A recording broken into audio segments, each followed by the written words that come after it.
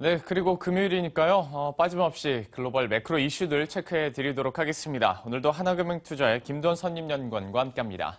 안녕하십니까? 네, 안녕하세요. 네, 안녕하세요. 오늘은 이렇게 전화로 만나 뵙게 됐는데요. 오늘도 역시 이슈들 하나하나 체크를 해보도록 하겠습니다. 먼저 이번 주에 있었던 굵직한 이슈들 한번 정리를 해주시죠. 네, 이번 주는 파리 테러, 또한 일본의 상표 GDP 부진, 그다음에 중국의 단기 대출금리 인하 등 다양한 매크로 이벤트가 있었습니다. 하지만 개인적으로 볼 때는 미국 10월 FOMC 의사록이 가장 중요하지 않았나 이렇게 판단을 하고 있는데요. 10월 FOMC 의사록 발표 이후에 미국의 연내 금리 인상 가능성이 보다 높아졌습니다. 다만 시장은 미국 금리 인상에 대한 불안감이 경감되었다는 쪽으로 해석을 했는데요.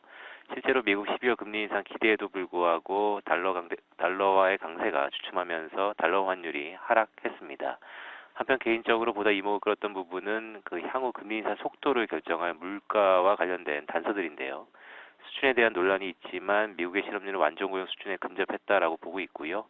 이번 주 발표한 소비자 물가 상승률도 3개월 만에 상승 전환했고 핵심 소비자 물가 상승률은 1.9% 전년비 기준으로 상승을 보였기 때문에 즉 저희가 모르는 사이에 시나브로 미국의 인플레 압력이 높아지고 있는 게 아닌가 이렇게 판단을 하고 있습니다. 역시 말씀을 해주셨는데요. 보다 구체적으로 다시 한번 좀 여쭤보도록 하겠습니다. 아무래도 이제 완전 고용에 근접하다 보면 자연적으로 이제 미국에서는 인플레 상승 압력이 커질 수밖에 없는 상황이 될 텐데요. 이 부분에 대해서도 다시 한번 분석을 해주시겠어요? 네, 말씀하신 것처럼 인플레 압력이 높아지고 있습니다. 세인트루이스 연준에서 발표하는 미국의 인플레 압력 확률이 완전 고용을 의미하는 5% 미만의 실업률 구간에서 큰 폭으로 상승하는 것을 나타냈는데요. 특히 앞으로는 임금과 서비스 부문 물가 상승폭이 클 것으로 예상을 합니다. 향후 미국의 금리 인상 속도와 결부해서 임금과 서비스 물가를 주목할 필요가 있다고 할 수 있겠습니다. 전반적으로 미국의 인플레이션 압력이 상승하고 있다는 점까지 저희가 한번 얘기를 해봤고요. 이어서 우리가 다음 주에 살펴볼 중요한 이슈들도 정리를 해주시겠어요? 다음 주는 어떻게 보면 월 말로 또 진행되는데요. 주목할 부분은 경제지표 부분에서는 미국과 유로존 국가들, 또한 일본 등 제조업 PMI 지수가 발표가 됩니다.